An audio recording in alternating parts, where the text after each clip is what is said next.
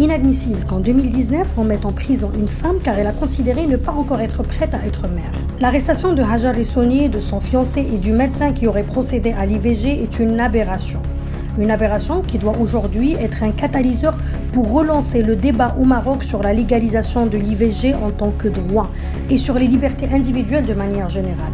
Le code pénal marocain doit effectivement être revu afin d'accorder aux personnes majeures leur liberté sexuelle et de croyance, leur liberté individuelle de manière générale. D'ailleurs, dans le jargon international des droits humains, on ne parle pas d'avortement mais d'IVG, interruption volontaire de la grossesse. Cela traduit le choix souverain d'une femme d'être mère ou pas. Malheureusement, ce qui se passe aujourd'hui, notamment au Maroc, c'est que ce sont seulement les femmes qui doivent assumer la responsabilité de la relation sexuelle hors mariage, soit en assumant l'interdiction légale de l'IVG, ou alors en assumant la responsabilité lourde du statut de mère célibataire.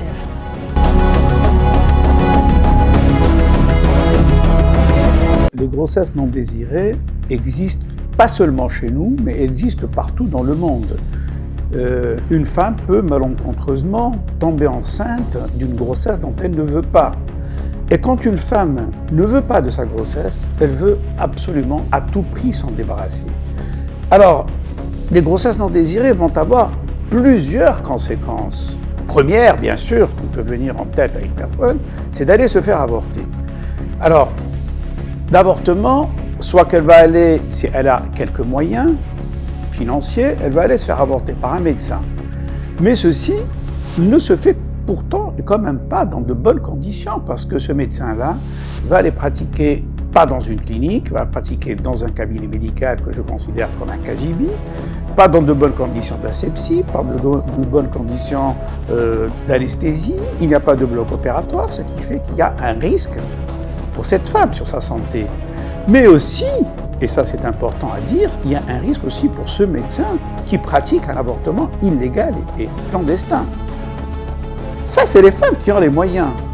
Mais d'autres qui n'ont pas les moyens, la catégorie sociale la plus pauvre, n'ayant pas la possibilité de payer le prix pour cet avortement, va aller vers l'avortement clandestin traditionnel, qui est un avortement pire que le premier. C'est un avortement qui est pourvoyeur de complications gravissimes. Et malheureusement, nous voyons à l'hôpital tout le temps arriver des femmes en hémorragie, en délabrement génital, en intoxication aiguë parce qu'elle a absorbé quelque chose pour se faire avorter, etc. Et ceci est pourvoyeur carrément de décès. Il faut savoir que 4 à 13% de la mortalité maternelle revient à l'avortement. Ces femmes vont vers l'avortement si elles le peuvent, mais il y en a qui n'arrivent pas à aller vers l'avortement parce qu'elles ne trouvent personne pour les aider. Et il y en a qui vont également, comme autre conséquence, vers le suicide. Une des conséquences les plus dramatiques aussi des grossesses non désirées, c'est celles encore qui n'ont pas pu se faire avorter, qui n'ont pas pu aller à l'avortement parce qu'elles n'ont pas trouvé l'aide ou elles n'ont pas... et qui finalement ont accouché et vont alors abandonner leur enfant, soit le bébé, soit mort, après l'avoir tué, c'est les infanticides, soit vivant, en le jetant dans les poubelles, ou en le jetant dans les rues ou dans les trottoirs, ou encore en le mettant dans un orphelinat, et vous voyez que nos orphelinats regorgent d'enfants abandonnés.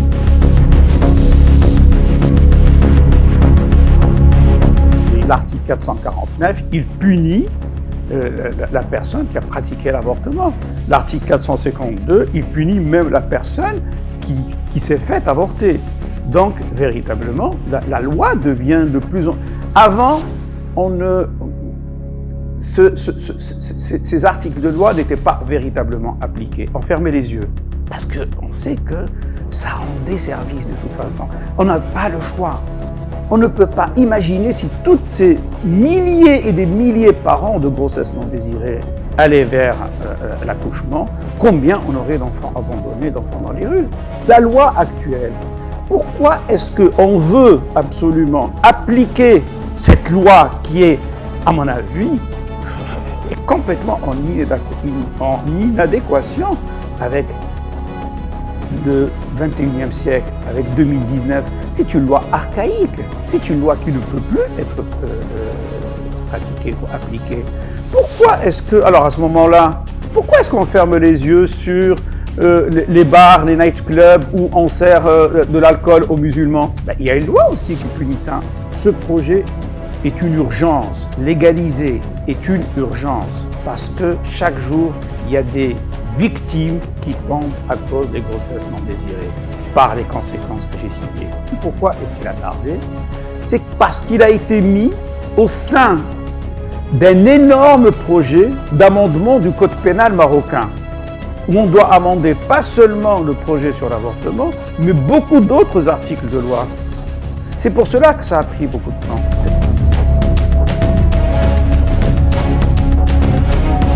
Ceci ne réglerait absolument pas du tout le problème. Il va le régler peut-être dans 10%, 15% des cas. C'est ce qui peuvent représenter les cas de situation. Mais qu'allons-nous faire d'autres situations? Je peux vous donner plein d'exemples. Qu'allons-nous faire d'une mineure qui tombe enceinte? Qu'allons-nous faire d'une femme qui a déjà 4 ou 5 enfants et qui ne peut plus assumer la possibilité d'avoir un autre enfant, surtout qu'économiquement, dans le couple, ça. Ou bien un couple, justement, une femme qui allaite, qui vient d'accoucher il y a 3 mois, qui pense qu'elle est protégée par son allaitement et qui finalement tombe enceinte.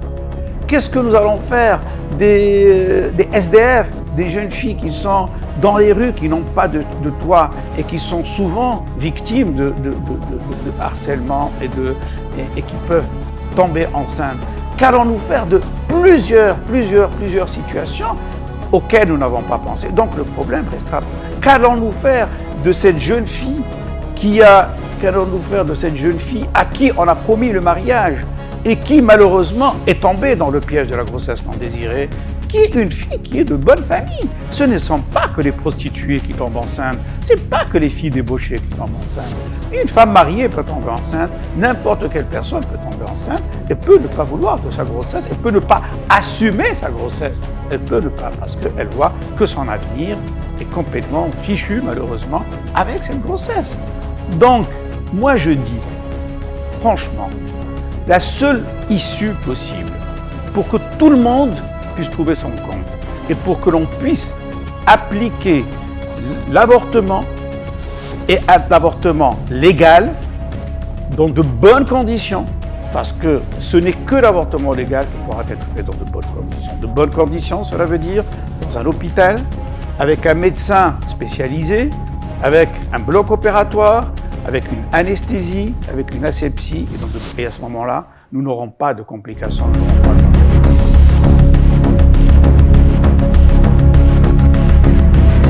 Pour qu'on puisse rentrer ou sortir par la grande porte, c'est d'appliquer ou d'amender l'article 453 du Code pénal. Parce qu'il y a un article qui existe, qui dit « L'avortement n'est pas puni lorsqu'il vise à sauvegarder la vie ou la santé de la femme. » Mais quelle est la définition de cette santé?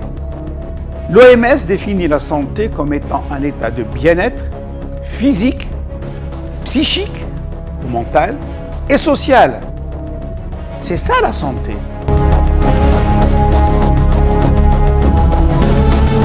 أولاً في نظري أن قضية الإجهاض لا كيسيون دو لافورتمون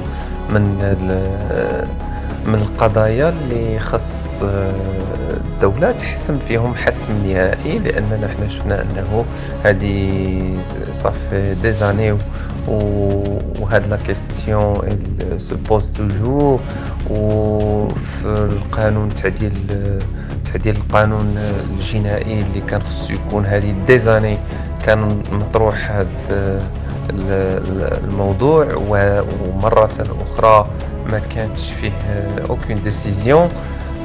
ولكن في ظل أن هذه الظاهرة هي موجودة يوميا وهي تقع بواحد الشكل كبير شاك جو، لي نومبر زعما تيخوفوا، لي نومبر ديال عدد الحالات ديال لافورتمون اللي تتوقع يوميا وبطريقه إليغال. اذا هذه قضيه واقعيه ما خصناش نغمضوا عليها عينينا، وخصنا نعطيو فيها قرار حاسم في الموضوع. فيما يخص أنا رأيي الشخصي في هذا الموضوع، طبعا ما يمكنش شي واحد يقول لا بوزيسيون ريليجيوز ديال هذا الموضوع هي هذه. علاش؟ لأنه لا ريليجيون ما عطياش شي كلام واضح في هذا الموضوع. وهذا هو السبب اللي خلى حتى لا بوزيسيون في الفقه الإسلامي تختلف. الأقوال متعددة، بزاف ديال الأقوال لي بور لي كونتر اللي تعطي اون سوليوشن في لو ميليو الى اخره. فما كاينش شي موقف واضح لهذا كلها. حتى ما يقول اللي بزاف ديال اللي تيقولوا الفقهاء انا رايي الاسلام هو كذا وكذا، راي الدين هو كذا وكذا، هذا اجتهاد شخصي منه وما كاينش شي حاجه كلير في الموضوع. وبالنسبه لي انا مون افي بيرسونيل انه ممكن اننا نفرقوا ما بين حالات ديال ان هذاك الجنين ان هذاك الجنين واش تصبح بشر، واش صافي تكون من جميع المكونات ديالو، ولا ان اتر هومان تيتنفس تيعيش، يعني فيه الحياة، فيه لافي. في هذه الحالة هذه خصنا نفرقوها على الحالة اللي قبل من هكا، حالة ديال الشهور الأولى اللي تيكون هذاك الجنين في البطن ديال الأم ديالو مازال ما وصلش لحالة أنه إنسان كائن حي. الحالة نشوفوا الحالة الأولى، الحالة الأولى اللي تكلمت عليها، اللي هي في حالة إلى صافي لا كائن حي تيتنفس تيعيش، بحيث انه الا مشيتي جهضتيه بحال الا قتلتي النفس. هاد الحاله هذه انا رايي انه ما يمكنش نسمحوا فيها بالاجهاض هكا مطلقا، لانه هذا كائن حي وهذا اعتداء على حياه ديال واحد الانسان، الا في حالات اللي ممكن انها حتى ولو يكون بهذا الشكل هذا.